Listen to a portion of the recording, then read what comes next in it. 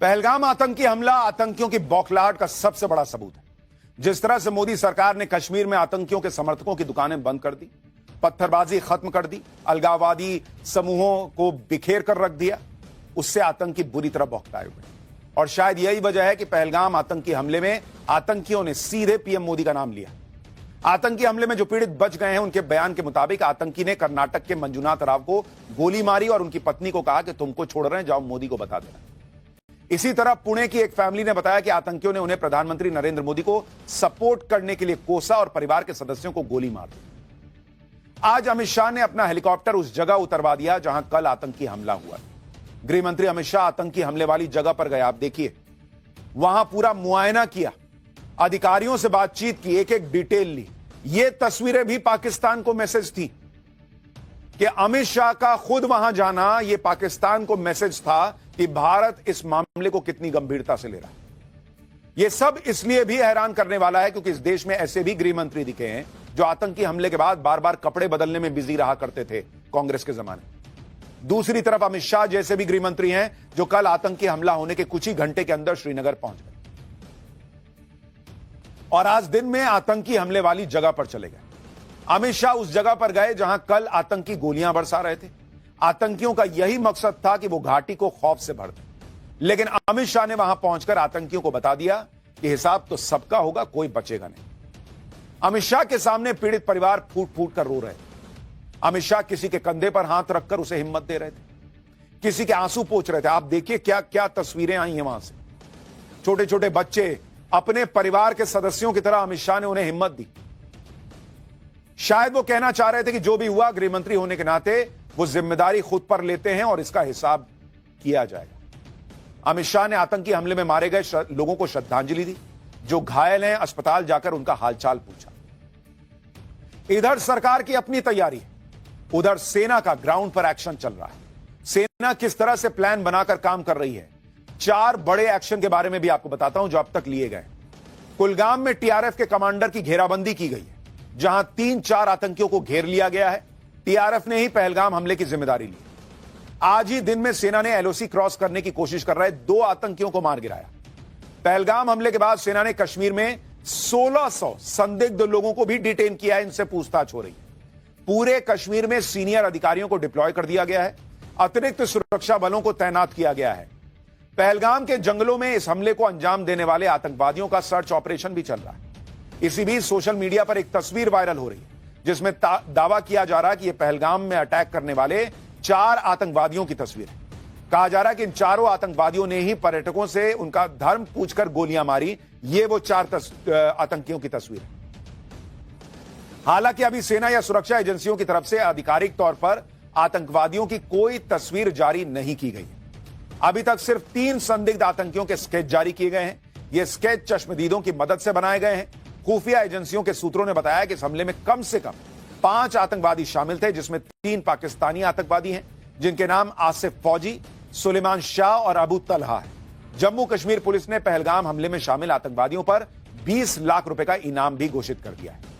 इस बीच पाकिस्तान से एक बड़ी खबर आ रही है, आपको पहले वो भी बता दूं।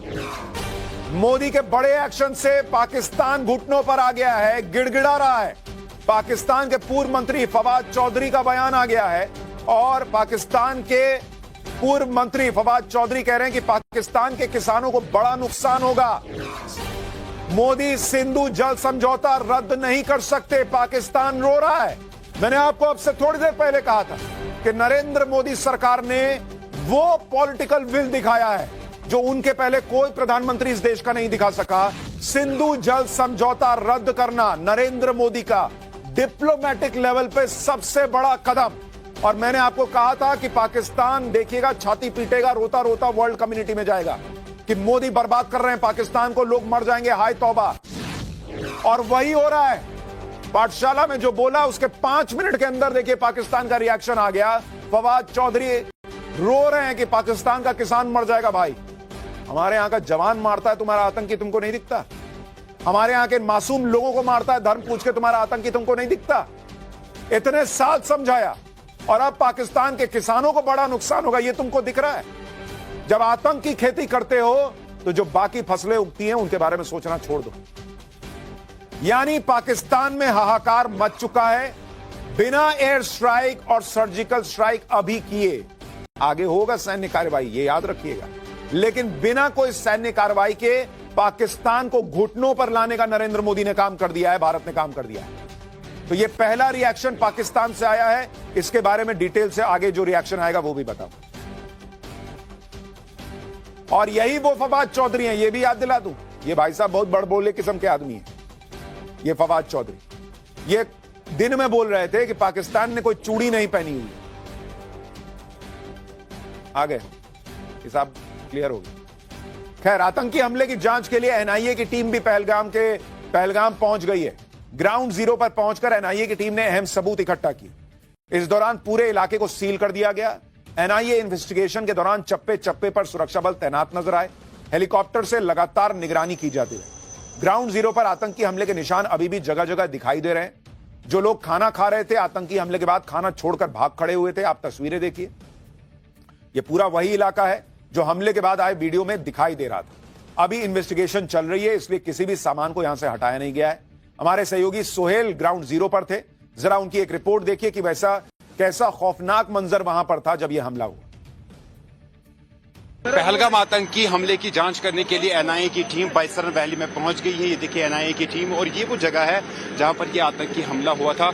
ये देखिए, ये यहाँ पर स्टॉल्स लगे हुए थे, जो कि स्थानीय लोग हैं उनकी ये तमाम के तरह के स्टॉल्स यहाँ पे लगे हुए थे। और देखिए यहाँ पर जो कुछ खाने पीने की चीजें हैं, किसी का टिफिन था, उसे खाना खाना था और वो टिफिन भी जो है यहीं पड़ा हुआ है। इसी तरह से ये पूरा एरिया जो है इसे फिलहाल सुरक्षा बलों की ओर से सैनिटाइज किया जा रहा है। जम्मू कश्मीर पुलिस की जो स्पेशल ऑपरेशन ग्रुप की टीम है वो लगातार इस एरिया में बनी हुई है और इससे खंगालने की कोशिश की जा रही है, क्योंकि इस तरह के संकेत लगातार, इस तरह के इनपुट्स आ रहे हैं कि यहाँ पर जो है कहीं ना कहीं पर वो आतंकवादी छुपे बैठे हो सकते हैं। ऐसे में आप देखिए, लेकिन ये तो जो ग्राउंड पे चल रहा है, ग्राउंड जीरो पर, वो आपको दिखा रहा हूं। अभी पाकिस्तान की जमीन तो आधी ही ली है। जो डिप्लोमेटिक एक्शन हुआ उससे अभी सैन्य एक्शन तो बचा हुआ है। अब आपको बताता हूं कि भारत पाकिस्तान पर क्या मिलिट्री एक्शन कर सकता है, और यह इसलिए भी संभव है क्योंकि दुनिया इस वक्त मोदी के साथ खड़ी हो गई है। पूरी दुनिया इस वक्त नरेंद्र मोदी और भारत के साथ है। उन्हें पता है कि मोदी जो फैसला करेंगे वो ठीक फैसला करेंगे। अमेरिका के राष्ट्रपति ट्रंप ने तो पीएम मोदी को आतंकी हमले के बाद फोन किया। फोन करके ट्रंप ने कहा है कि भारत और अमेरिका आतंकवाद के खिलाफ लड़ाई में एकजुट हैं। रूस के राष्ट्रपति व्लादिमीर पुतिन ने कहा है कि क्रूर अपराध का कोई औचित्य नहीं, दोषियों को सजा मिलनी चाहिए। इजरायल के प्रधानमंत्री बेंजामिन नेतन्याहू ने कहा है कि इजरायल आतंकवाद के खिलाफ लड़ाई में भारत के साथ है। सऊदी अरब के क्राउन प्रिंस मोहम्मद बिन सलमान ने आतंकवाद से पूरी ताकत से लड़ने की बात कही है। यानी दुनिया इस वक्त नरेंद्र मोदी के साथ खड़ी है। और अब नरेंद्र मोदी जानते हैं कि पाकिस्तान को ठोकना है तो पाकिस्तान कहां दौड़कर जाएगा, क्योंकि जिधर दौड़कर जाएगा वहां किसी को नहीं पाएगा, क्योंकि कोई आतंकवाद के साथ खड़ा नहीं है। लेकिन भारत क्या सैन्य कार्रवाई कर सकता है, पाकिस्तान पे क्या मिलिट्री एक्शन हो सकता है, अब इसका चल।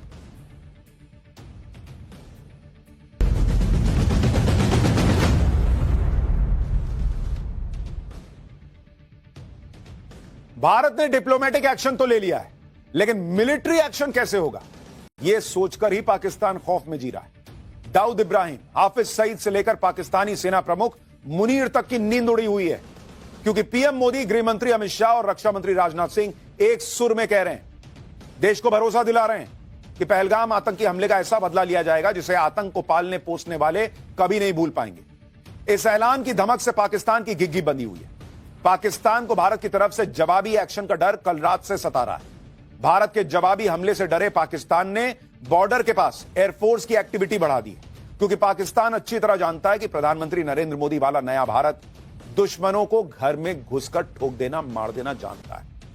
और पाकिस्तान यह नहीं भूला होगा कि पहले साल 2016 में उरी आतंकी हमले के बाद भारत ने कैसे पाकिस्तान की सीमा में 3 किलोमीटर अंदर घुसकर सर्जिकल स्ट्राइक की, जिसमें 50 से ज्यादा आतंकी मारे गए, 9 पाकिस्तानी सैनिक ढेर हुए। भारतीय जवानों ने आतंकियों के ठिकानों को तहस नहस कर दिया था और भारत की कोई कैजुअलिटी नहीं हुई थी। भारत के सारे सैनिक सही सलामत वापस लौटे थे। इसके बाद साल 2019 में पुलवामा आतंकी हमले के बाद भारत ने उसकी सीमा में घुसकर एयर स्ट्राइक कर दी। इंडियन एयरफोर्स ने, फाइटर जेट्स ने बालाकोट में आतंकी संगठन जैश ए मोहम्मद के ट्रेनिंग कैंप और आतंकियों के कई लॉन्च पैड्स को बमबारी में ध्वस्त कर दिया था। इस एयर स्ट्राइक में 300 से ज्यादा आतंकवादी मारे गए। इसलिए पहलगाम आतंकी हमले के बाद पाकिस्तान खौफ में है। पाकिस्तान को डर सता रहा है कि इस बार कहीं भारत सर्जिकल स्ट्राइक और एयर स्ट्राइक से भी आगे बढ़ ना जाए और पीओके वापस हासिल करने के लिए बड़ा हमला ना बोल दे, कहीं पाकिस्तान का मैप ना बदल दे। क्योंकि पहलगाम का बदला लेने के लिए भारत के पास डिप्लोमेटिक एक्शन के अलावा मिलिट्री एक्शन में 3 बड़े विकल्प मौजूद हैं। पहला ऑप्शन सर्जिकल स्ट्राइक का अभी भी मौजूद है, दूसरा ऑप्शन एयर स्ट्राइक का मौजूद है और तीसरा ऑप्शन जो है वो है स्पेशल ऑपरेशन। रूस भी यूक्रेन पर हमले को स्पेशल ऑपरेशन ही बताता है।